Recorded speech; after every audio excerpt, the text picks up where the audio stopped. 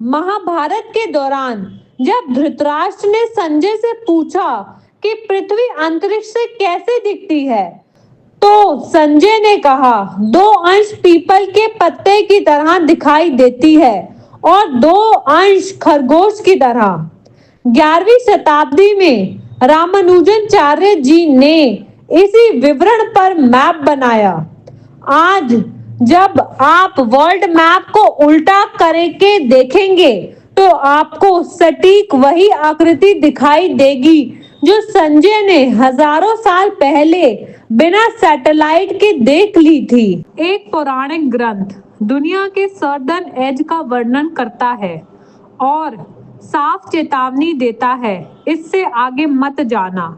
क्या रामायण सिर्फ माइथोलॉजी है या फिर एक ऐसा एशियंट मैप है जिसे आज भी डिकोड किया जा सकता है? Part 1, time. यह सब कब हुआ?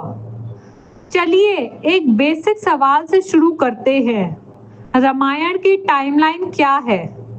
ज्यादातर हिस्टोरियंस इसे लगभग 500 BCE का मानते हैं, लेकिन रिसर्चर नीलेश ओक इस टाइमलाइन को चैलेंज करते हैं।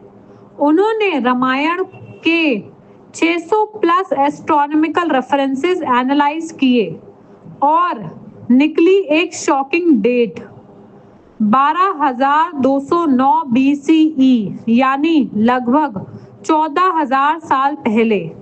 मतलब पिरामिड से पहले, स्टोनहेंज से पहले और रिकॉर्डेड हिस्ट्री से भी पहले।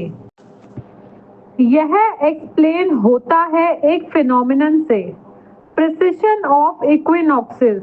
यह कोई गेस नहीं, यह एक एस्ट्रोनॉमिकल फिंगरप्रिंट है। Part 2, ice age earth. दुनिया कैसी दिखती थी? अगर हम 14,000 साल पीछे जाएं तो अर्थ बिल्कुल अलग थी। सी लेवल्स लगभग 400 फीट नीचे, कॉन्टिनेंट्स आपस में जुड़े हुए, इंडिया और श्रीलंका के बीच natural land bridge, northern region ice sheet से ढके हुए, यानी एक ऐसी दुनिया जहां ज्योग्राफी आज से बहुत अलग थी। Part 3, Sugriva's atlas, ancient world map. इसी में आते हैं सुग्रीव्स एटलस। सुग्रीव 4 दिशाओं में अपने दल भेजते हैं, east, west, north and south, और हर एक को देते हैं exact instructions. East expedition team south east Asia से पैसिफिक तक जाती है। अनयूजुअल ट्राइब्स, रॉ फिश खाने वाले लोग, गोल्ड रिच और सिल्वर रिच आइलैंड्स। और एक इंटरेस्टिंग रेफरेंस, पराकस कैंडेलाब्रा, एक 600 फुट लंबा जियोलिफ जिसे सुग्रीव गोल्डन ट्राइडेंट कहते हैं। Part 4, south world expedition, main story. Ramayana के हर क्लू साउथ की ओर इशारा करते हैं। रावण सीता जी को साउथ में ले जाता है, जटायु उसी डायरेक्शन को कंफर्म करते हैं। सीता जी के गहने भी उसी रूट पर मिलते हैं। इसीलिए सुग्रीव अपने सबसे ट्रस्टेड वॉरियर्स यानी हनुमान, अंगद, जामवंत को साउथ भेजते हैं। Part 5, step by step geography. Sugriva poetic style में नहीं, सीधी ज्योग्राफी में बताते हैं। नर्मदा, गोदावरी, कृष्णा, कावेरी।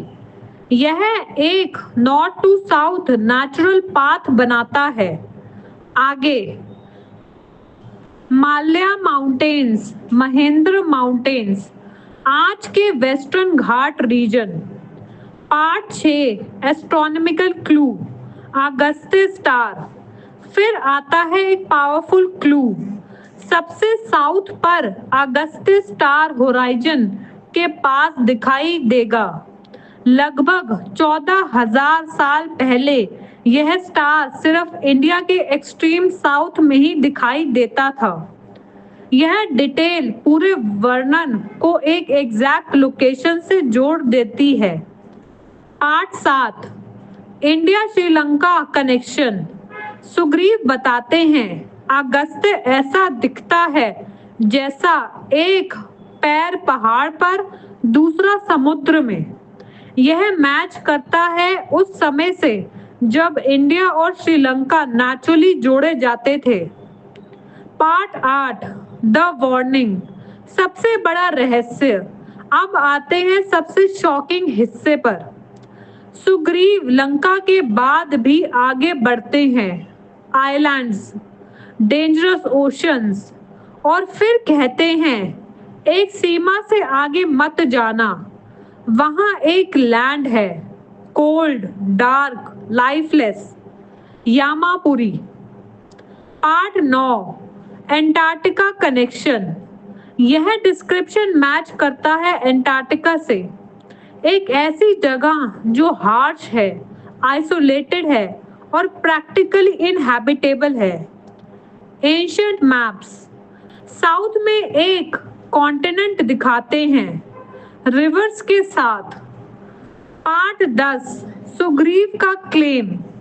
जब राम पूछते हैं तुम्हें यह सब कैसे पता, सुग्रीव कहते हैं मैं वहां गया हूं, मैंने खुद देखा है।